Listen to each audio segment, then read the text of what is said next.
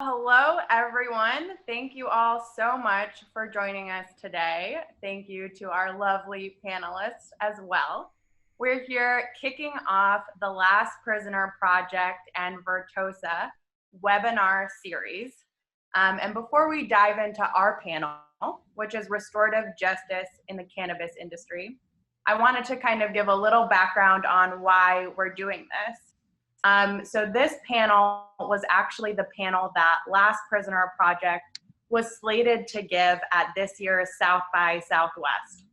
Now, unfortunately, of course, South by was canceled this year. And we were really saddened that we weren't going to be able to deliver this panel. So we teamed up with Vertosa and reached out to some of our cannabis community members who were also slated to speak or present at South by, and created this webinar series so that, these amazing panels we had all worked to put together for South by, we could present, and we could actually present to a much wider audience than we would have at South by. So this is the first of those panels. We'll be presenting them all week long. Huge thank you to Evelyn LaChapelle for organizing all of this. And you can go to our website, that's lastprisonerproject.org/South by Southwest, that's SXSW.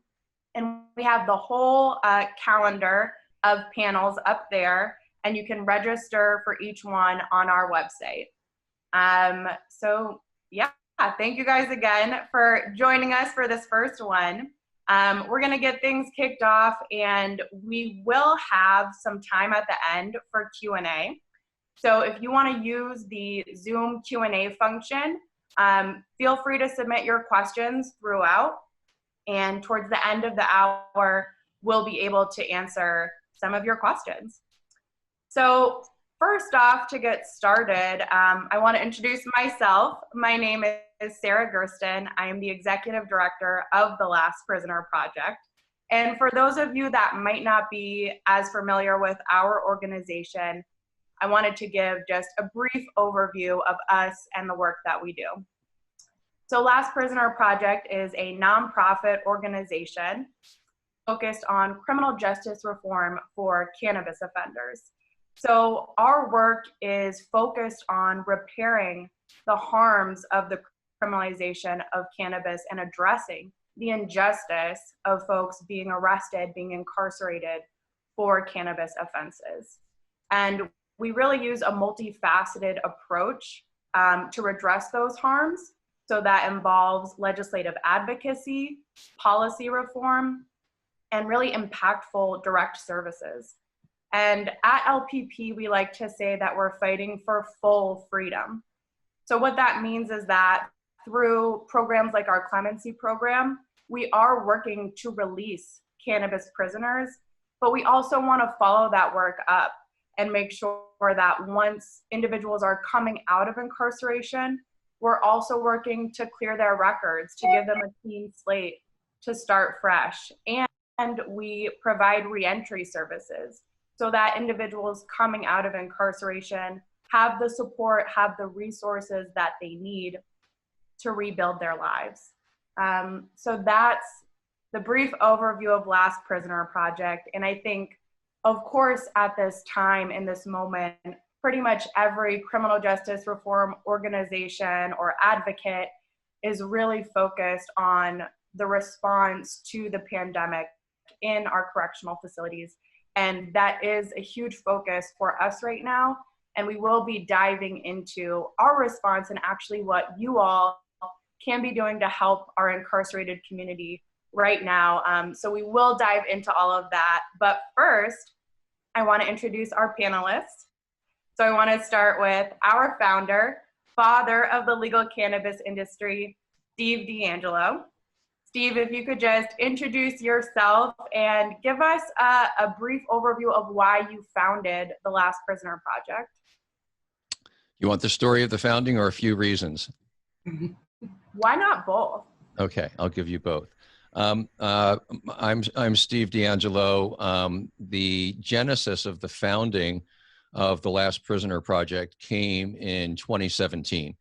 And this was after the state of California had legalized cannabis completely for all adults in the state, but before the law took effect. And the law took effect in 2018. So in this period of time, 2017, I, like a lot of cannabis executives, was going up to the Canadian capital markets, seeking money to prepare to grow our companies for this new, what we expected then to be a huge market. And I found myself in Toronto one afternoon towards the end of the day at the top of a very tall and impressive skyscraper on the very top floor, sitting at a very long and impressive conference table with some of the heaviest hitters in the Canadian capital markets. And it'd been a really good day. We'd been looking at projections, we'd been talking about numbers, we'd been laying plans. Everybody was feeling pretty good about what we thought we would be able to accomplish in the coming years. And we were envisioning quantities of cannabis that were in the tens of tons, massive, massive quantities of cannabis and huge amounts of money. Towards the end of the day, my phone buzzed and I went out into the hall to take the call.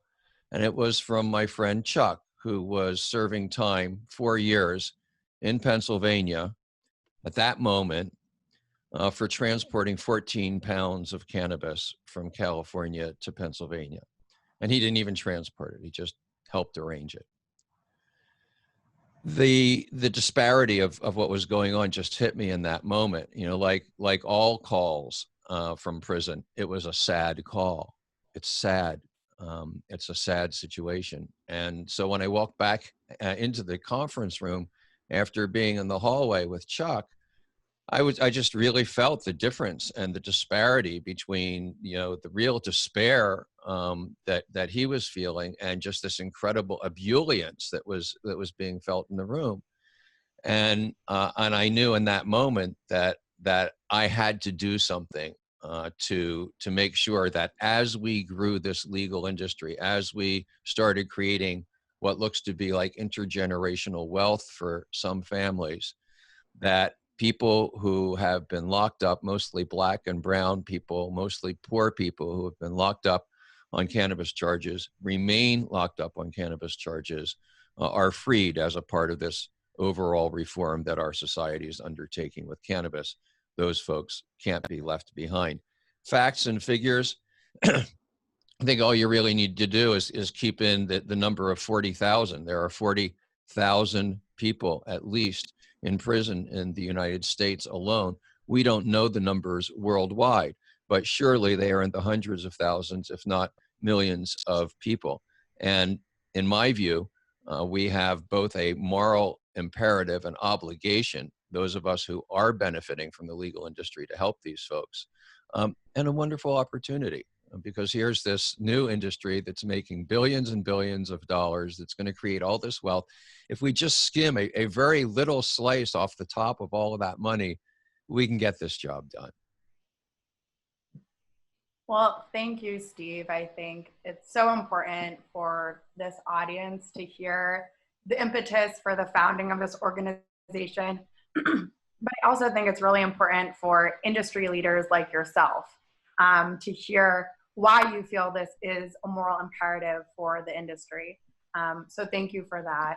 And now I'd like to introduce our last panelist, Evelyn LaChapelle, who sits on our board and also manages community engagement at Vertosa.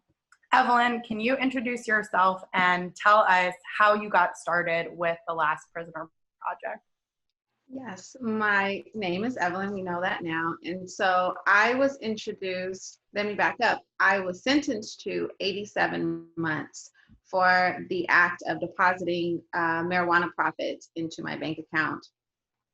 I with co-defendant and another that received a life sentence for the same crime. And so I was released February 1st of 2019, and I was introduced to Last Prisoner Project and Sarah and Steve on what I thought would really just be like a one-time sit-down interview and share my story. And it's really grown. And I'm truly appreciative to have the platform to share my story. And LPP and Vertosa have definitely given me a platform and a place to come into the cannabis industry on the legal side, and give me the validation of knowing that the time that I served, I sat down for 5 years, that the time that I served is now being validated. It was not, it validates the injustice that the criminal justice system showed me and my co-defendants. And I've just grown to love the work and am growing in the sharing of my story. And so that's where I came to meet LPP. Great. Well, thank you both so much for being here and participating. So I want to back up a little bit to kind of the theme of this panel, more broadly than just our organization, and talk about restorative justice and social responsibility in this industry. I think right now across industries, there's more of a heightened focus on corporate social responsibility. But I think I've really seen that in the cannabis industry, I think that's heightened. So Steve, can you talk about why you think social responsibility is so important in this industry? Of course, you touched on a bit of that in the history of this plant. But can you dive a little deeper into why you feel that's so important for this industry and sort of the different approaches the industry has taken to corporate social responsibility? Social responsibility is super important in the cannabis industry because of the history of the cannabis industry. We grew out of a social justice movement. That social justice movement predated the excuse me, that social justice movement predated the cannabis industry by some decades. And it took an incredible amount of work and sacrifice by thousands of people to change the cannabis laws before we could even have a legal cannabis industry. So number one, just to honor the legacy of those pioneers, of people like Brownie Mary and Dennis Perrone and Jack Herer, and the people who worked very, very hard for most of their lives, and in some cases passed before they even saw this day come. Secondly, because our constituency still, our customers, our consumers are a oppressed community. That oppression varies from the states in the United States and the countries around the world that have not changed their cannabis laws at all, to even states like California, where even though we have legal cannabis, we remain a stigmatized minority. One example, in the state of California, even though cannabis is supposed to be legal statewide, a majority of local communities have banned it in defiance of the will of the voters. So we continue to labor under prohibition and stigma. Many of us, myself included, have been in cages. And those of us who spent any time at all in the underground cannabis market, who worked at all widely, you very soon become aware of the fact that Black and brown people are arrested at a much higher rate and are sentenced much more severely than our white people who get busted in the industry. It's very clear. So we grew out of a social justice movement. We remain a oppressed community, and so there's this special obligation to both the founders of this industry and to the people who are consumers to keep moving forward this cause of justice. Yeah, I think that's absolutely right. And I think it's interesting to see the different approaches, not just the industry, but different states, jurisdictions are taking to address the history of this industry and to be reparative in the way that we build this industry for those communities that have been disproportionately impacted. Evelyn, I want to turn to you now as someone who has been directly impacted by the war on drugs.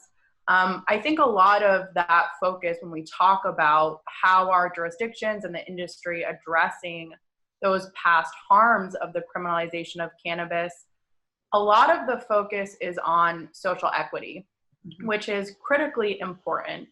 But I know for you, that didn't necessarily feel like the right remedy. Can you touch on how and why we need to go beyond licensing and ownership opportunities for people like yourself that have experienced incarceration for cannabis? Absolutely. When I first got home, you hear about social equity and you hear about dispensaries and ownership and licensing, which is amazing, right? Which is definitely a piece of the pie of restorative justice.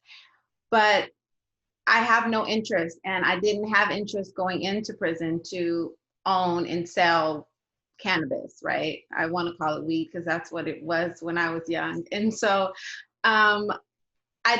what I do is events, what I do is planning. And so to find my space in the cannabis industry within what I do, I think adds a lot more valuable to social equity and the restorative justice piece of this, because there's so much more. The cannabis industry now is huge, right? There's tech, it's way beyond now a dispensary or the growing of the plants.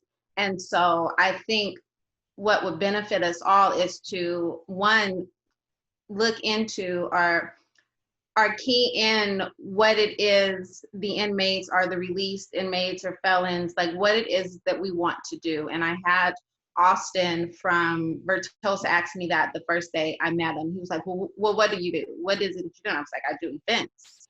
And here I am, the community engagement manager now at Vertosa. And so it's like, you'll have to key into what it is that we do or what it is that we're interested in.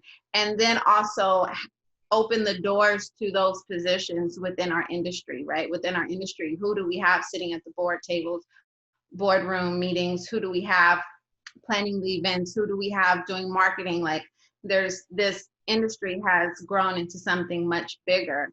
And those doors, I would like to see them opened to Black and Brown, to my other 40,000 inmates that are still behind bars. And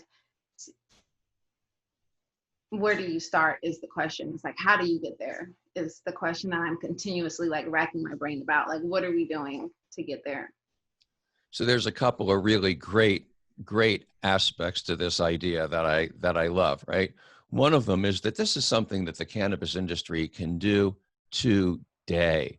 We don't need to wait for the government. We don't need to pass a bill. We don't need to get them to fund a program. We can do this today. So if there are any companies that are in touch via this broadcast or any other way who are interested in hiring formerly incarcerated cannabis community members, please get in touch with us and we'll work on making those connections. The other thing that I really love about this idea is that the companies that take that step will find out, as Vertosa has no doubt found out, that their positions are going to be strengthened by having this demographic of people in their companies. Very few cannabis companies are as in touch with as they need to be with traditional cannabis culture and cannabis business and cannabis consumers. And this is a repository of great consumer expertise, and I think a way of signaling to consumers their ongoing commitment to this struggle for justice we are long from the end of. Mm-hmm. Absolutely. And I think, Evelyn, you touched on a really important piece of what LPP does, and I think distinguishes our organization a bit, which is that, you know, we aren't really focused at all on social equity in terms of equity and ownership and licensing opportunities. We support the great work of organizations that are focused on that, but we're really focused on workforce development. And again, to Steve's point, I think that that's, you know, we've seen across the board that it's really, unfortunately, a struggle for jurisdictions, for localities and states to implement social equity programs that work. And that's something, that's still being worked out in states like California, in Massachusetts. And I think it's taking longer and more, creative thinking than any of us really anticipated when those states decided to launch those programs. Workforce development, as Steve said, really relies less on states. There are some legislative hurdles to overcome, but it's really in the hands of the industry to make that decision to hire justice-involved individuals, and having those individuals and their perspective at kind of every level of this industry is so important to exactly what you just said, Evelyn. So again, that's something we're very engaged in. If you yourself are a justice-involved individual who wants to participate in the industry, or you're an industry player who wants to create opportunities for justice-involved individuals, please reach out to Last Prisoner Project. Workforce development is critically important to the work that we do. So thank you both for those points. I do want to turn now to the COVID-19 pandemic and how it is affecting our constituents. Obviously, this virus has a huge implication and a potentially really devastating outcome for our incarcerated communities. To start, I want to turn to you, Evelyn. You've been inside, you've experienced the conditions of being in a federal correctional facility. Can you tell us, just give our audience who maybe hasn't experienced that, a little insight into what our incarcerated constituents are going through right now? Absolutely. I would like to first say that we are all self-quarantined, right? And I chose to be quarantined with my mother and my daughter, and I have the ability to limit who I come into contact with. And that is just not going to ever be the case in prison. And so even the measures that they're doing to implement social distancing within the prison system is already going to be flawed and a failure. And the first I heard of it was on the news where they stopped visitors from coming, which in hindsight now makes sense, but all of this is usually the way that we receive punishment in prison. So now I'm not allowed to get any visitors, right? They're not seeing any family. They're having limited access to the phone. And so in the middle of a crisis where you want to call and you want to check on your mom or your elderly or your children, you now don't have access to do that in the prisons. And I've spoken with 3 people, or I've had contact with 3 people who are still in prison. And this is the facts, right? Their Corvain is limited to coming out 2 days a week, having access to the phone or the showers or the day room for an hour, and needing to get all of that stuff done, and no access to commissary. And so they're not getting any supplies, any food or any soap, or just like the essentials that you purchase in prison, very limited.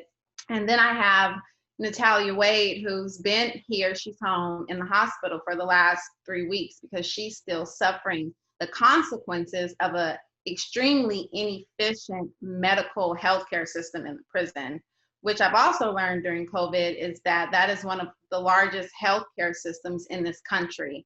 It is the providers in the prisons. And I've seen it for 5 years. It's extremely inefficient. I've had a doctor tell her that she's suffering from indigestion when in fact all of her organs were shutting down. And so when you have all of that, when you have a failure to really implement quarantining or social distancing, and you have a failed healthcare system, and then on top of that, you have a global pandemic, a crisis, that there's no way that it's not going to come in and devastate the prison population. It's going to. There's no way around that. And we have a society and a world and a media that's not going to cover it. It's not going to be heard. No one's going to see it. they will die, and that is it. And so we have the few that are risking their freedom and risking adding more time, because if you get caught with a cell phone in the prison system, you can incur more charges. And so you are risking increasing your time to get this message out to, and there's nothing that felt worse in prison is knowing that no one's listening, no one is seeing, no one cares. I read in the comments of one of the decarceration posts, and someone said, well, they shouldn't have went to jail. And the truth of the matter is, I should not have gone to jail for weed. I should not have. And there's 40,000 other people who should have not gone to jail. That is no fault of ours. That is at the fault of our very unjust justice system. And they are sitting in there, and there's no way that COVID-19 is not going to get in there. We see that it's there. And so what do you do? How do you get the message out? Who cares enough to get it done is really going to be the answer. And I mean, I don't see this, I don't know, but it's happening, and it's happening now. And while we are comfortably quarantined, they will undoubtedly suffer the harshest circumstances of the coronavirus. Well, thank you for sharing your experience. Like you said, you know, not only do I think there's a little bit of a failure on the part of our media to address this issue, but, you know, as you articulated, so many facilities right now are on lockdown in an attempt to mitigate outbreaks. But what that also means is that it's so difficult to get information on what's going on inside. Independent monitors that would normally be maintaining integrity of these systems can't get access to facilities. Folks aren't able to reach out to their loved ones. You know, our constituents who normally we have a direct line of communication with, that has become very limited. So it is critically important for, you know, this audience, for the public to understand what is going on inside and what the risk is. And Evelyn, I think you really touched on why this is such a critically urgent situation. When you're inside, you have no capacity to social distance. We're seeing across the country already outbreaks happening at correctional facilities. And across the board, our prison system is completely unequipped to handle this pandemic. And we're seeing that they don't have the resources, they don't have the supplies they need. There aren't cleaning supplies, you know, things like masks, hand sanitizer. They simply don't have them. Or they're things that you would normally buy from the commissary, and people aren't able to go to the commissary. You know, I think a lot of people don't know that in many states, you still have to pay a copay if you're in prison to get medical care, to get a screening, to get tested. And, you know, we've seen some states get rid of those copays in light of the pandemic, but many have not. As we mentioned, since visitations are suspended, folks don't have access to get in touch with their loved ones.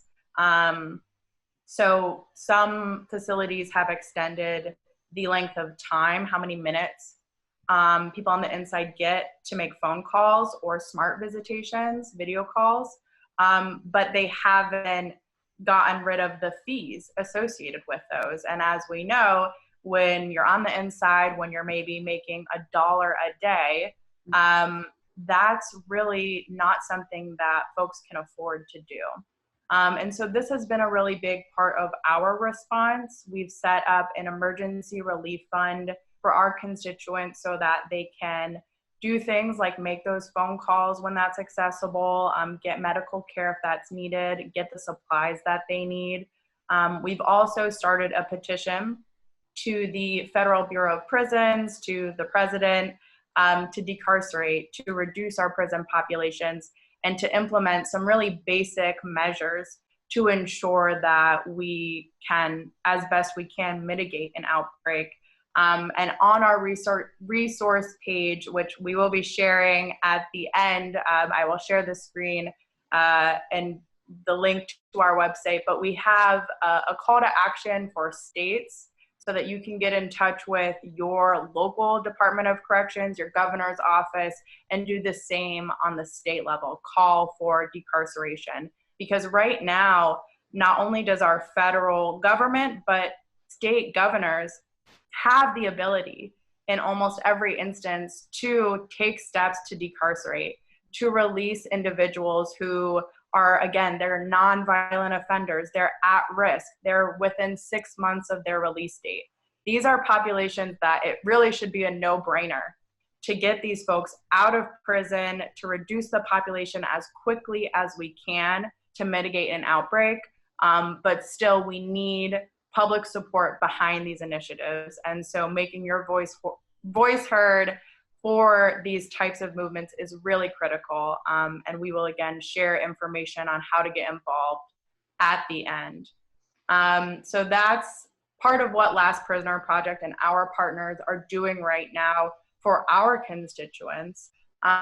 Steve, have you seen other ways that the industry is stepping up right now, whether it's to address this pandemic in prisons or outside for their communities? How is the industry stepping up right now to be helpful and productive in this time of crisis?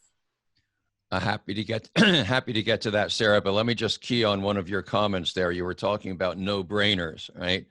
One of the points of resistance that we find when we engage with the authorities about releasing prisoners is they're worried about whether or not they would be releasing bad people, right? So the biggest no-brainer that exists is to immediately release every single person who's in prison on cannabis charges, because they never should have been arrested in the first place. They never should have been arrested. They never should have been put to prison. And so they should be released immediately. And that immediately takes a step. There's no decision should even really be required there, number one. And number two, lest anybody have any, lingering doubts about people who are in prison.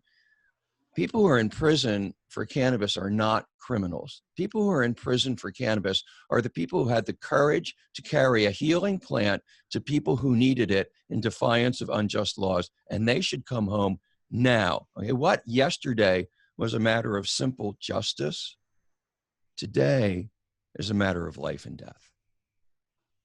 So what are we doing? The cannabis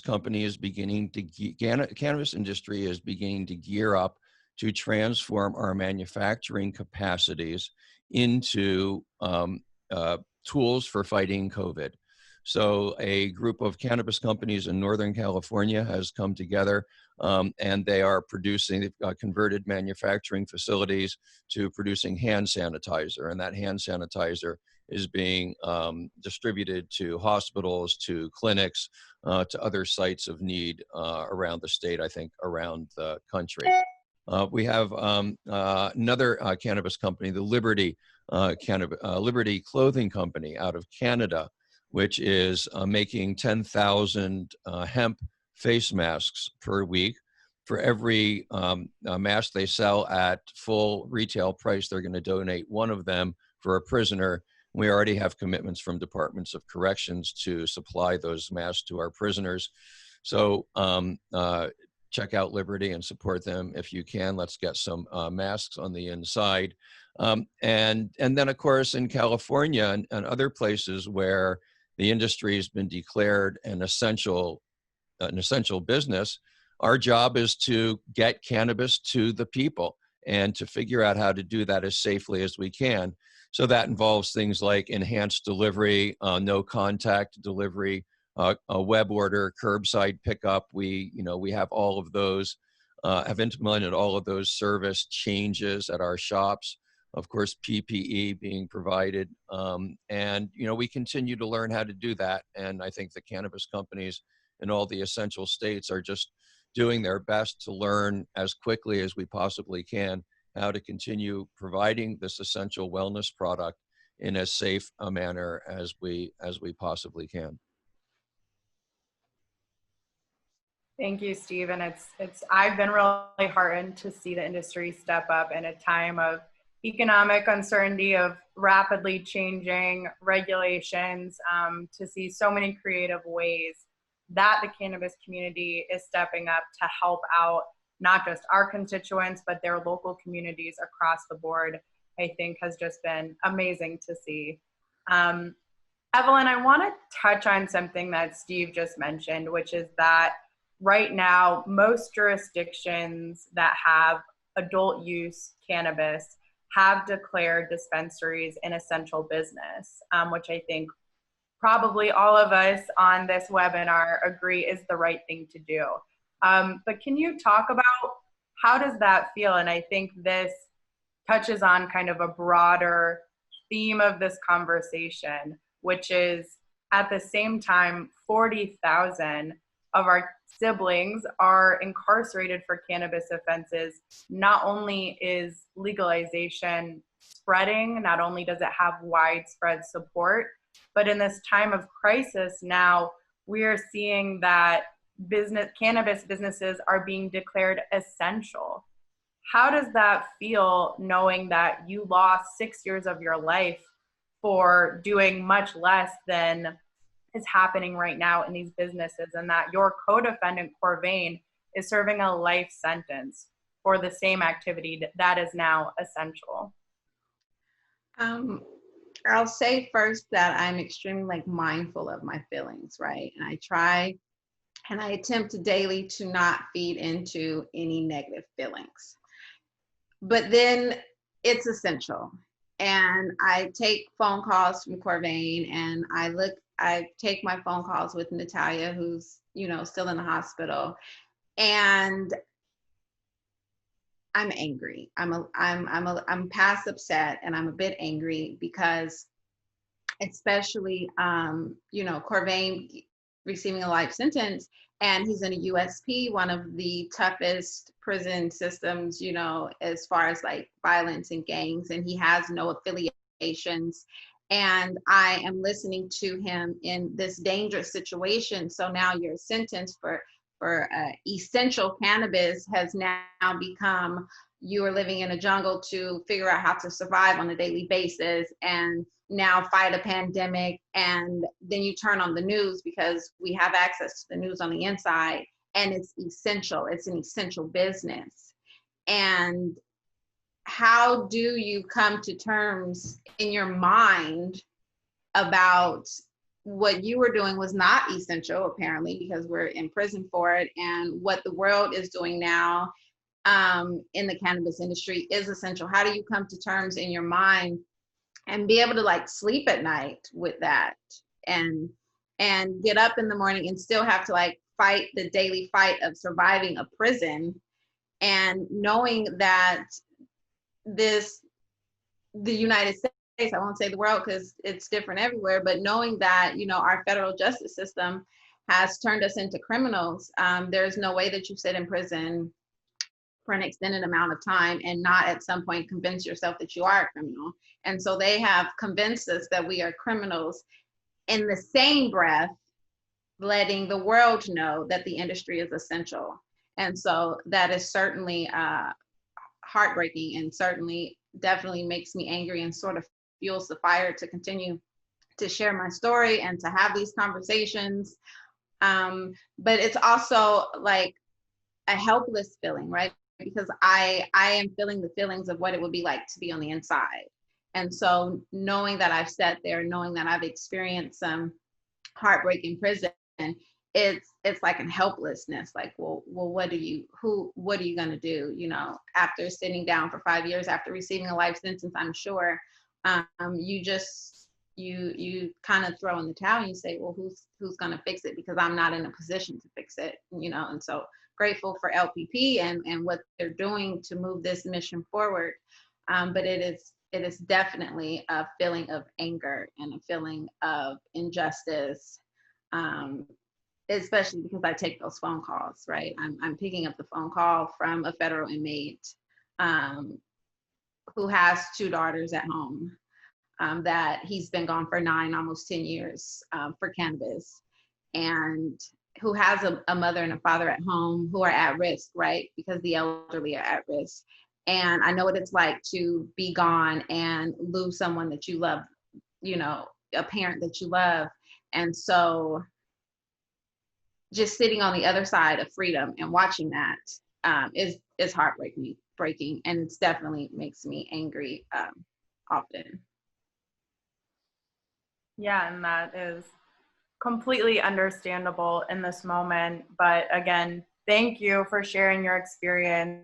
It is so critically important for the public to hear from someone who's experienced this, from someone who is in contact with those that are inside now and are suffering, to hear of these stories. And this is something LPP tries to do just generally in times of normalcy, is share the stories of those who are incarcerated or have experienced incarceration for cannabis offenses. And so on our website, lastprisonerproject.org, you can find some of those stories, and we try to share them and spread the message. And so, you know, sharing those stories on social media with your friends and family, just so people can understand what our constituents, you know, what their stories are, because across the board, these are nonviolent offenders.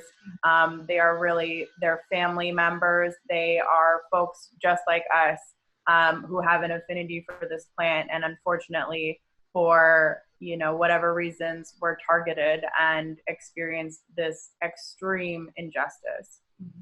So I also just wanted to share another story of one of our constituents to kind of highlight, A, the type of person that we're fighting for, but B, what exactly is at stake in this moment. And that's Michael Thompson, one of our constituents who's currently incarcerated at a state prison in Michigan. Of course, Michigan is now a fully adult use legalized state. At the same time, Michael has been incarcerated for over 25 years for cannabis distribution. He is part of an at-risk population. Not only is he over the age of 65, but he also has an underlying health condition that makes him extremely susceptible to this virus. Before the coronavirus pandemic, LPP worked with Michael's attorney to submit a clemency petition to Governor Whitmer, asking for his release, simply based on the injustice of him getting served this extremely long sentence for a cannabis offense. Once the coronavirus was starting to get into our prison systems, we filed an emergency petition to get Michael released because of this underlying health issue. And what we're seeing across the board with folks like Michael, who are part of an at-risk population, is that the coronavirus is becoming effectively a death sentence for so many of our constituents who, again, are incarcerated on nonviolent cannabis offenses. So we submitted this emergency petition. Michael, unfortunately, he's suffering. He's not doing well. He's scared every day that this virus will kill him. Like Evelyn said, he's restricted in terms of if he can contact us, what kind of supplies, medical supplies he has access to. Even being able to see a doctor is really difficult for Michael. So I wanted to share that story just to give everyone a sense of who we're fighting for and why this is so important right now. And again, if you go on our website, you can find a sample script to use to call Governor Whitmer. If you're in Michigan, to call your local and state representatives and officials and urge them to release cannabis offenders, to release anyone from our incarcerated communities who are at risk, who are no threat to the public. And I think, you know, this is a common misconception as well, that because people are incarcerated, they're not susceptible to the virus. I've seen a lot of this on social media that, well, they're locked up, they're in isolation, they're safe. And not only is that incredibly wrong, but it minimizes the fact that if we allow an outbreak to spread in our correctional facilities, it doesn't just impact, and it's not just a danger for our incarcerated communities, it endangers all of us, our entire communities. In correctional facilities, even with a facility on lockdown, you have officers going in and out of the facility, medical staff, attorneys. And so the risk, of course, is that one of those individuals might bring the virus into a facility, which we've now seen happening at facilities across the country. And of course, once that happens, it spreads like wildfire. And it's extremely dangerous because of the conditions we articulated earlier.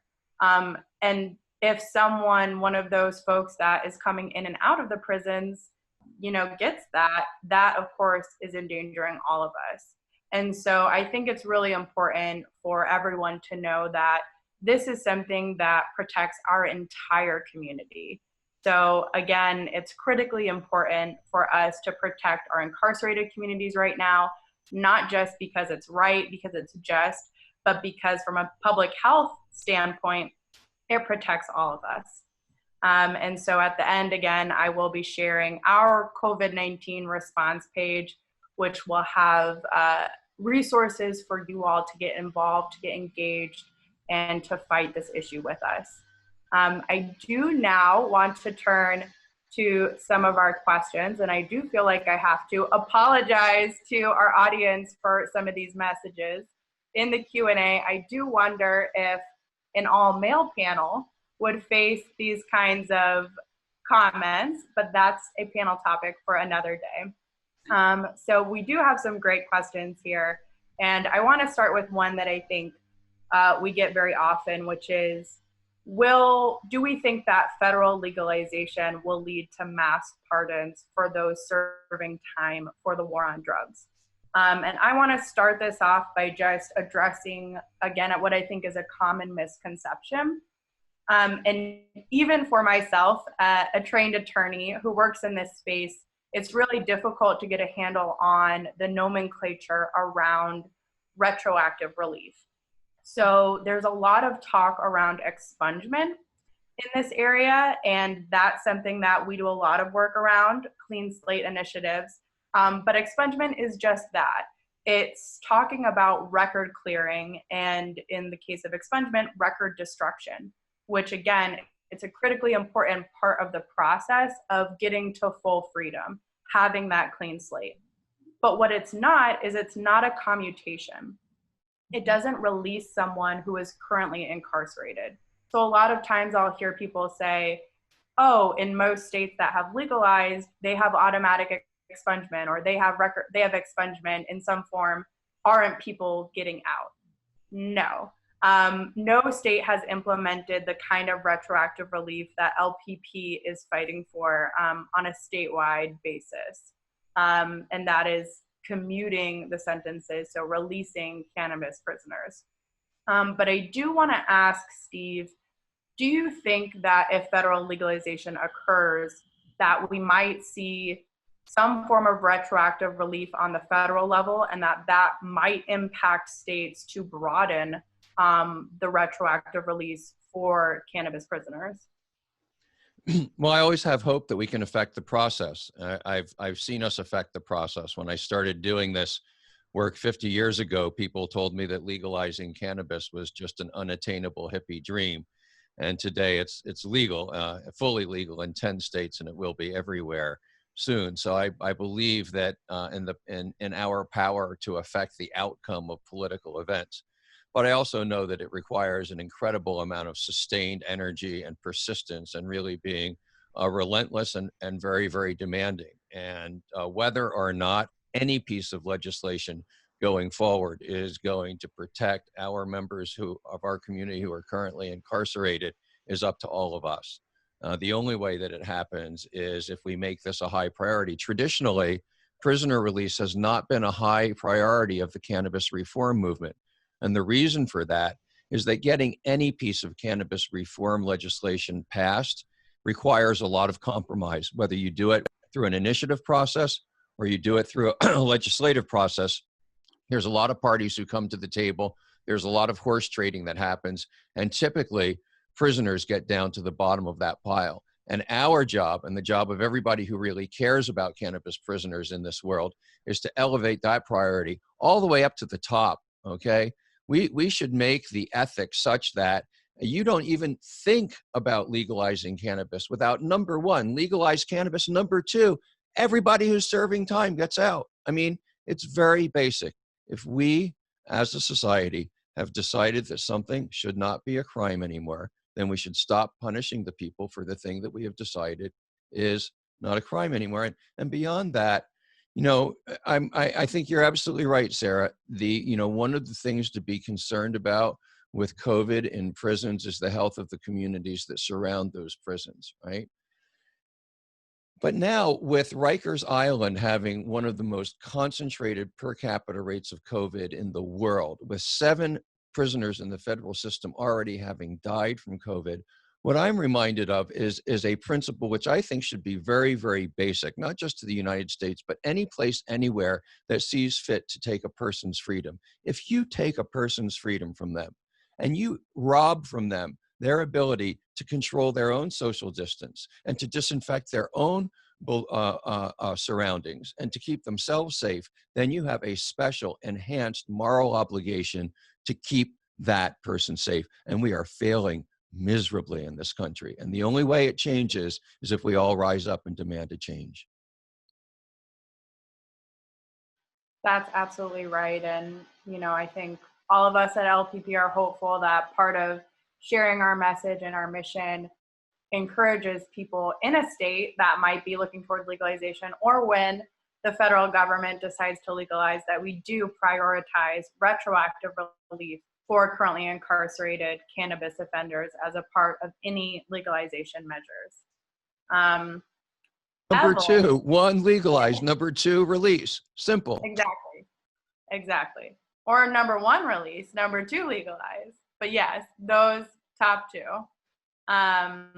And that absolutely has to be the approach moving forward. And unfortunately, we haven't seen that in states that are legalizing, but that's absolutely part of what LPP is certainly pushing for, and criminal justice advocates in this space are pushing for.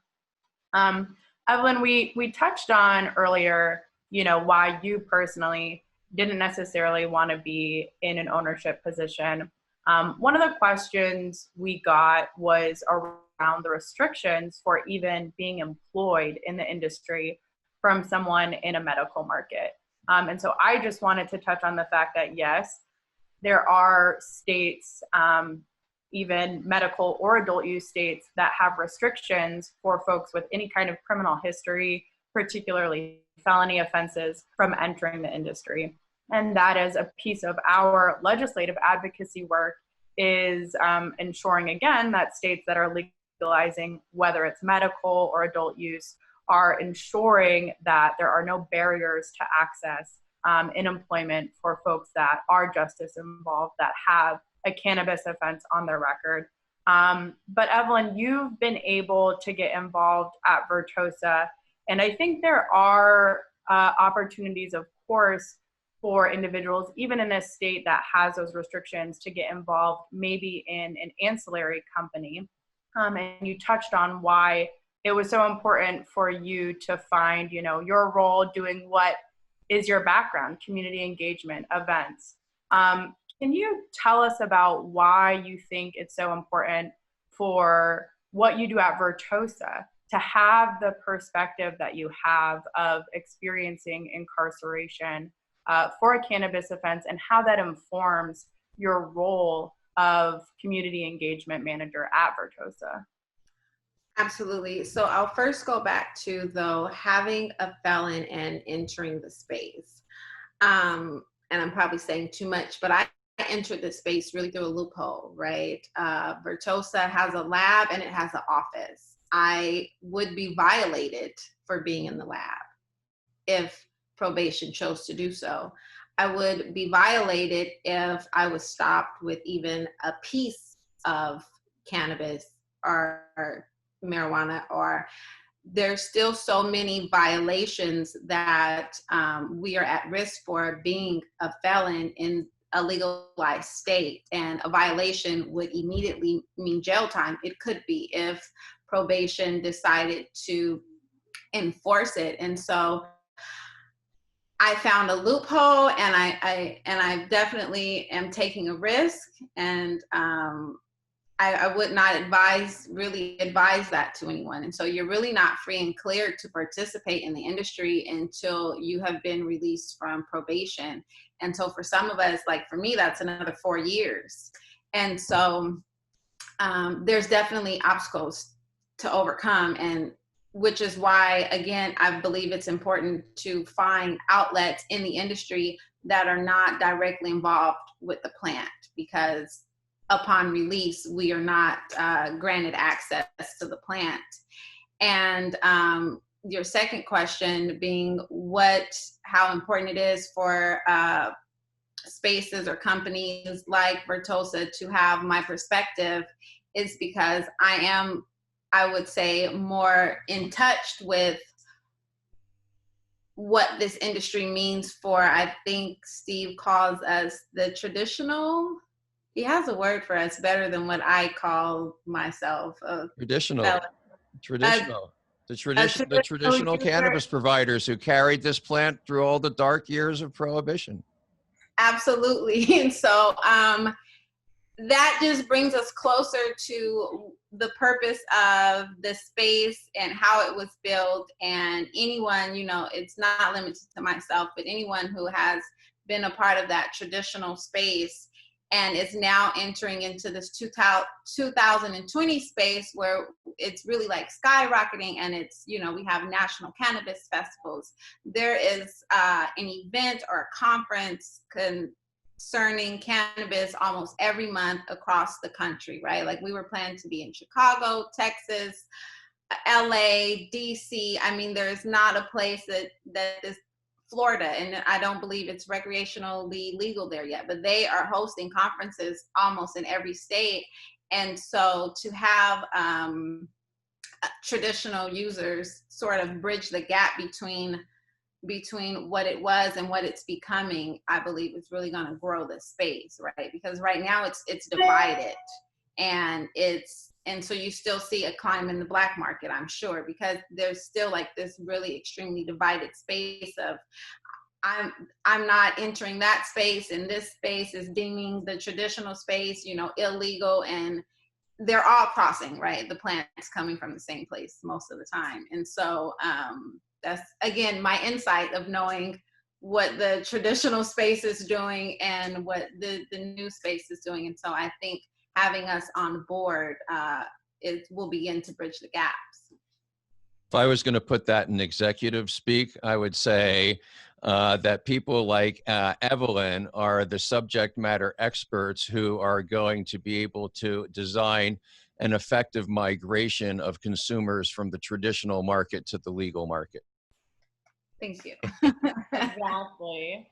All right. Well, with that, we're going to wrap it up. I do just want to share, as promised, opportunities for you all to get involved in what LPP is doing in our response to the COVID-19 pandemic. On top of that, it's just great for everyone to have our website, which is lastprisonerproject.org, available, so that in general, if you've got questions again about how to get involved, no matter what the situation is, if you want to, just trying to share my screen. If you want to get involved with our reentry programs, please contact us via our website. So this is our COVID response page. It's lastprisonerproject.org/COVID-19. It's on the screen. And so you can see we've got a petition urging the President and the Federal Bureau of Prisons to take the steps that are necessary to mitigate an outbreak, to release prisoners, to decarcerate now. You can get a script to see, when you call your local officials, what you should be saying. You get a link to contact your governor, contact your GOC.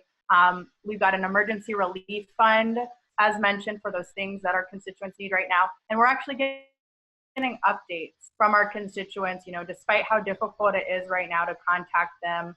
We've got these stories here from people on the inside, just, you know, sharing their experience of what's going on. And again, I think that is so important to share those stories right now so that everyone is aware what is going on the inside and how we can work to help. So again, that's lastprisonerproject.org/COVID-19. Our website is lastprisonerproject.org. We've got lots of great resources to get involved for individuals, for companies. And with that, I want to just thank very much the team at LPP, Evelyn and Steve, for joining us today. Thank you all for joining us. And again, this is the first in our webinar series. We've got another panel starting at 1 Pacific. The future of cannabis is Black and Brown. I think that will be an amazing panel. So you can register for that on our website, lastprisonerproject.org/SXSW. And all week we'll be sharing some great panels that would have been heard at South by. All right, well, thank you all so much and have a great rest of your day. Thank you.